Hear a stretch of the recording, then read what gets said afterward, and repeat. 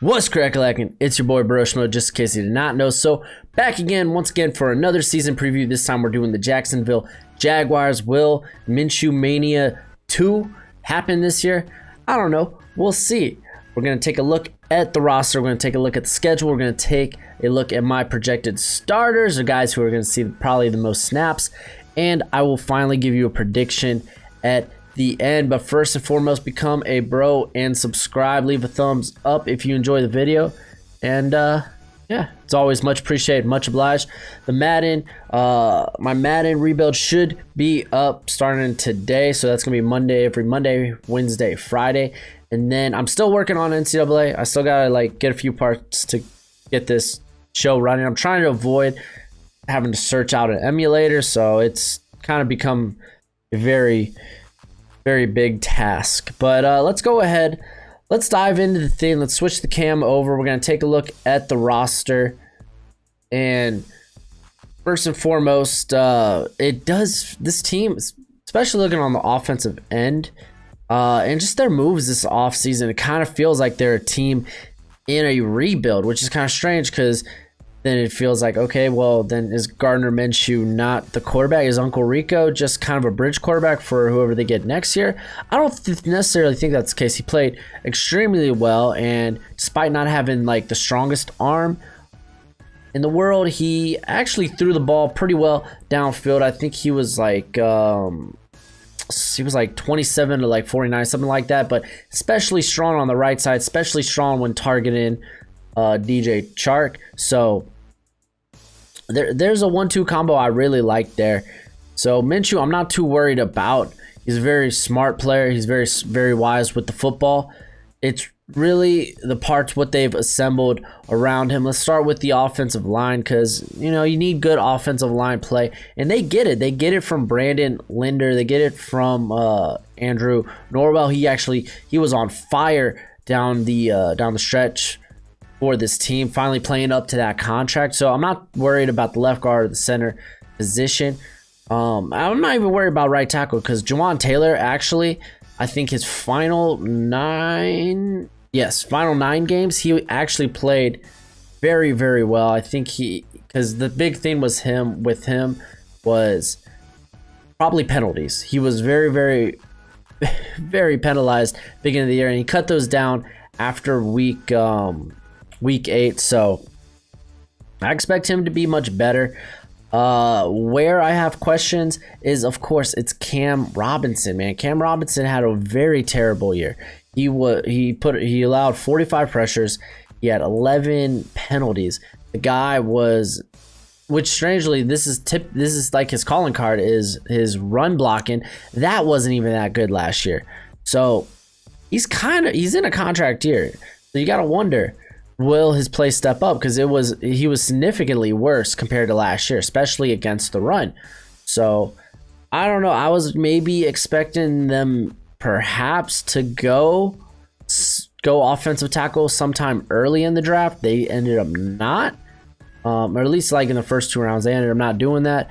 And I was maybe expecting Cam Robinson to move to right guard, because they have a hole there, but no, it looks like he's gonna stay put at left tackle. I think there's an interesting argument to be made at the right guard position, because last season, between the two guys they have here, AJ Cann and Will Richardson, neither one was particularly good. AJ Cann, in 775 snaps, he allowed 31 pressures, 2 penalties, not good at all. And then Will Richardson was worse. He was worse in 303 snaps, or 436 snaps.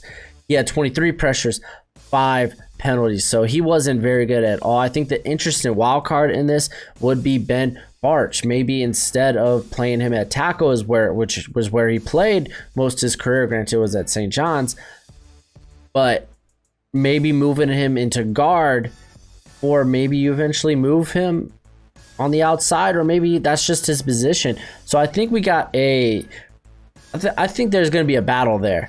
for the right guard position. I mean, there's most definitely going to be a battle between AJ Cann and Will Richardson. It's just how much trust do they have in Ben Bartch to maybe allow him in that competition. And then the tight end position, I'm interested to see what they got from Josh Oliver. He didn't really get much time because of injury last year, but the guy's super athletic.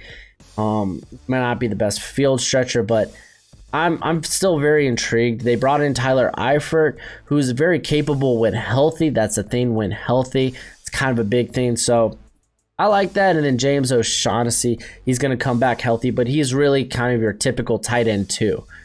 It'll be interesting. I know they drafted Tyler Davis. I'm not going to lie. I don't know too much about Tyler Davis. And I'm a big draft guy. He wasn't even on my radar out of Georgia Tech. So it'll be interesting. It'll be interesting nonetheless. And the receiver position, did they get better? I don't think so. They were kind of bringing the same crew as they did last year. They got some rookies, but they're going to be very limited in what they can do. DJ Chark, he's easily the number one here. He provides a good vertical threat. And then you have Chris Conley, who actually is coming off a career year, but he doesn't do much as far as stretching the field either. It's not like he's great. Drafted Laviska Shenault Jr., but he's kind of a project. If anything, he's going to really affect the screen game, something that the Jaguars really struggled with, or at least the receiving core really struggled with. They didn't really have a receiver that could break one off a little screen, a little bubble screen or something. So he has that ability, but while they're bringing him along as a route runner, because the guy's got a ton of potential, he could also be a vertical threat as well. But like I said, as they bring him along, they could utilize him in that aspect. So I expect him to see the field plenty. And then D.D. Westbrook, yeah, he's going to probably be the slot here. He's kind of your typical underneath guy. I don't think there's nothing extraordinary about Westbrook, but he gets the job done. And then you also have Colin Johnson there, but he's a big bodied receiver that can't really separate. And he's so at the contested catch. So I'm not too intrigued by that. Keelan Cole, so he's got weapons, but there's a lot of question marks with those weapons. Chris Conley probably will see a majority of the snaps, but like I said, he's all right. He doesn't really, at least last season, he didn't really do anything vertically, but they do have DJ Chark maybe to do that. So yeah, and then you know what? Leonard Fournette, he was very involved in the passing game last season. But, it was your kind of standard screens, hooks, and all that stuff. So it's something that all running backs should be able to do. So it's not like I was wowed by his presence in the pass game. I just like what he did very well with what he's limited to do in the pass game. But they do got guys back there. They brought in Brice Thompson. So that'll be interesting. This is another guy that's kind of been hurt his whole career, but he's very familiar with Jay Gruden. Technically, he followed Jay Gruden, or he's very committed to actually Jay Gruden. He loves Jay Gruden. I'll be interested to see what Jay Gruden's thumbprint looks on this roster. They also drafted James Robinson, but he's a late round guy, so I don't think there's much to talk about there. So it'll be interesting nonetheless. Let's just go ahead and move to the defense, and they got some quality pass rushers here, and Josh Allen, who had a very good rookie year, and then Yannick Ngakoue, who was actually very, very good. He had a pass rush win rate above, I think it was like close to 15%, which is pretty solid. He had 51 pressures on the year. You didn't really see it in his sack total. Like I said, pressures are more indicative of how effective a pass rusher is, and he's still I won't say among the best, but he's like a top 20, top 15 guy, young guy though. But you gotta wonder what the contract issues will be with that. And I don't know, man. Clavon Chason, he kind of fits in the strange mold of, I don't know how they're gonna use him, because I can't really see, like, he's very gifted athletically, but I can't really see him dropping back into coverage. So it'll be interesting if he's a linebacker or if he is going to be their pass rusher. So I don't know. We'll see. But that's about it as far as what they have on the edge. And then on the interior, and Taven Bryan, he's solid. He's solid. Yes, for a first-round guy, you expect a lot more, but you know what? He's a very good run defender. He actually does pretty well as a pass rusher. It's really, I think, it's going to be who starts at the zero tech. It'll be very interesting because Aubrey Jones, he's just kind of middle of the road. That's why they drafted Devon Hamilton out of Ohio State, but he's a guy at Ohio State that didn't really see the field a lot. So is this guy maybe just a two-down player? I mean, he flat outright dominated the Senior Bowl. He was talking the Senior Bowl. He's pretty good and effective when on the field. It's just he hasn't really seen, true starter playing time. I guess true. It just doesn't feel like he's going to be on the field like for 3 downs, which I guess is concerned. But I mean, I guess with Aubrey Jones, I mean, he's good enough to come in. So Rodney Gutner, I thought that was a good pickup, but again, just a depth piece. And that's about it to talk about as far as the defensive line. They're good. They're young, but they're good. And I'm interested to see at linebacker. Like I said, you could maybe get Chason involved in that. Like athletically, he can play in coverage, but we haven't really seen him play a ton in coverage. But Miles Jack coming back, very down year. I expect him to be much better, especially with Joe Schubert in town. This is a guy that's played very well in coverage.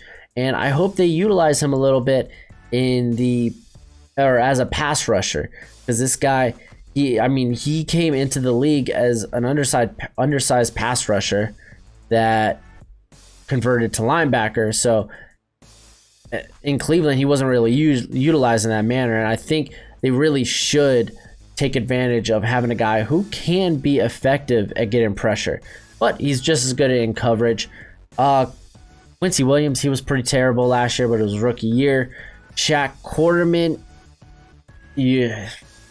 very athletic, but he feels more traditional 3-down linebacker, and those guys are kind of they're kind of just special teams guys in the league. So there's that. Actually, low-key, Leon Jacobs, he played extremely well last season. He only missed like 2 tackles. He was on the field for like 325 snaps, so I'm kind of interested to say he was solid. He was solid in coverage, not spectacular, but he wasn't giving up big plays.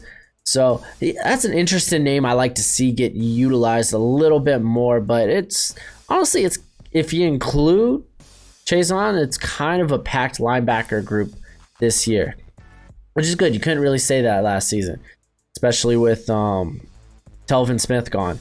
And the secondary, this is where they really need to prove. Man, I'm so surprised they brought back Tom Walsh for defensive coordinator here. This is a team that actually they were very good when they utilized man coverage, but the thing is they were among the bottom in the league when it came to utilizing man coverage. And I think it's a real shame because Trey Hurdon, I think he's pretty darn good when they opt to play him as a man cover corner rather than this very zone heavy scheme they kind of have. They brought in CJ Henderson, which leads me to say they're not going to be playing much of man coverage at all. So that'll be interesting. I mean, I think from the get-go, he should be their number one corner. I mean, Rashad Melvin, he's okay, but he's just a veteran at this point. He's a journeyman. DJ Hayden, actually, over the last 2 years, he's been very good, very good. And it'll be interesting because they drafted Josiah Scott, who's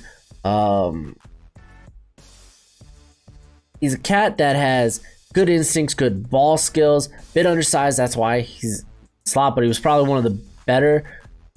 Yeah, I would say he was like a top 3 slot corner in this last draft. So I'll be interested to see if he starts taking time away from DJ Hayden. But DJ Hayden, like I said, has played very well the last 2 seasons in coverage. So I don't know. I won't get that started just yet. More as far as there's not much to say after that at the corner position, which is the worry.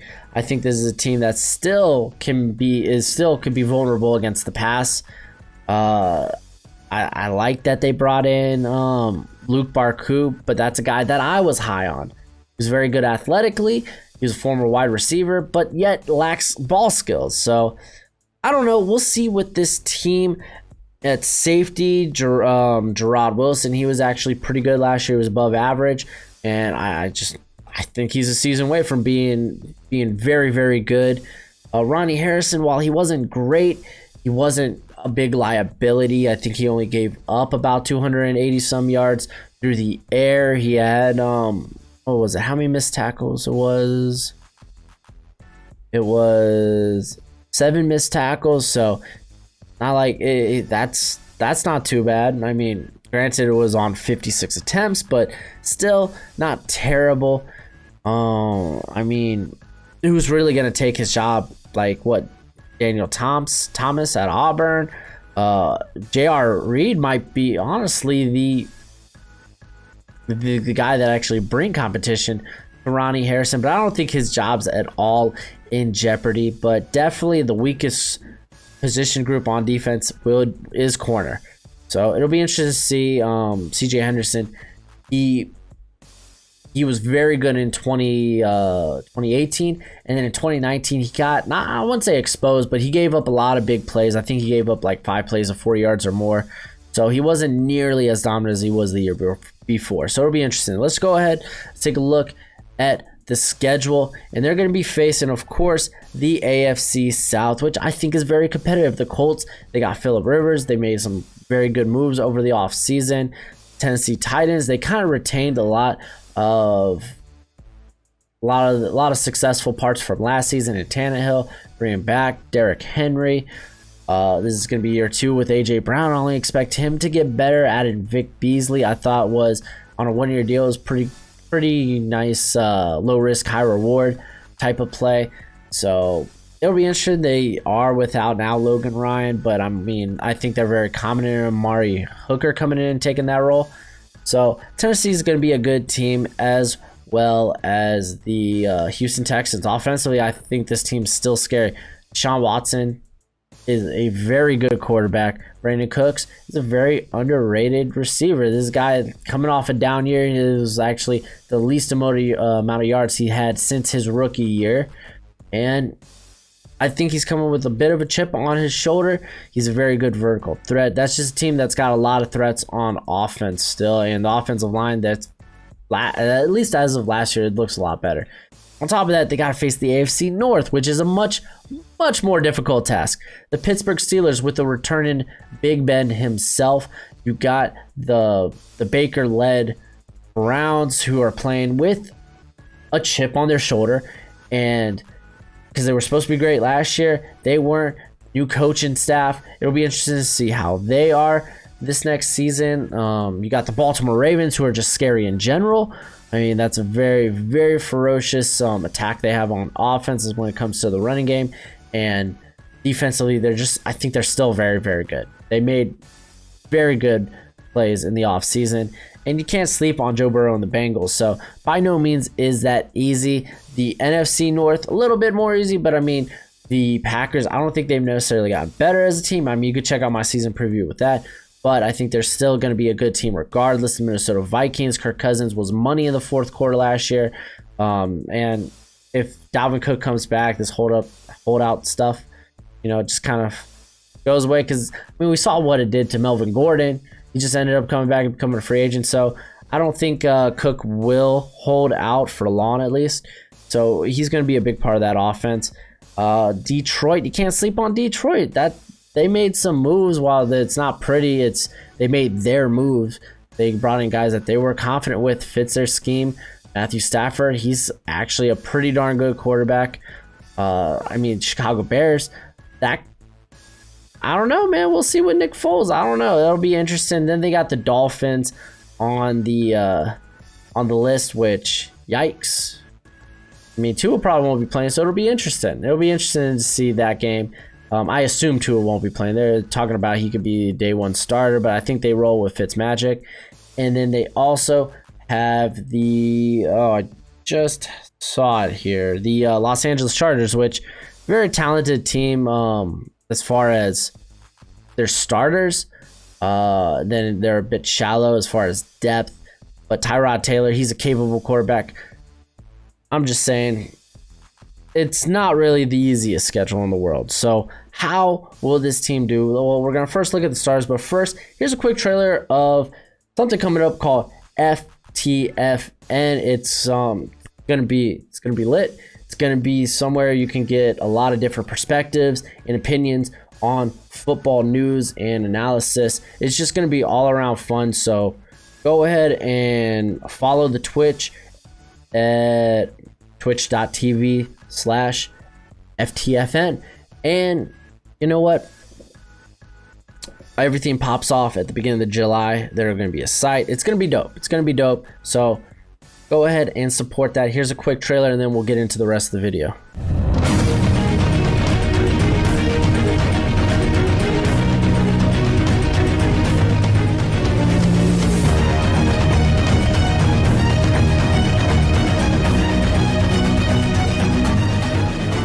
And for our starters, of course, we're getting Minshew Mania 2. It's going to be Uncle Rico there at quarterback. And then I got Leonard Fournette contract year. They may run him into the ground. I don't know. I'm just throwing ideas, throwing speculation out there. DJ Chark. I got Chris Conley. We're going to see shades of Laviska Shenault Jr., but I think he will be very limited as far as his snaps until he kind of develops a little bit more.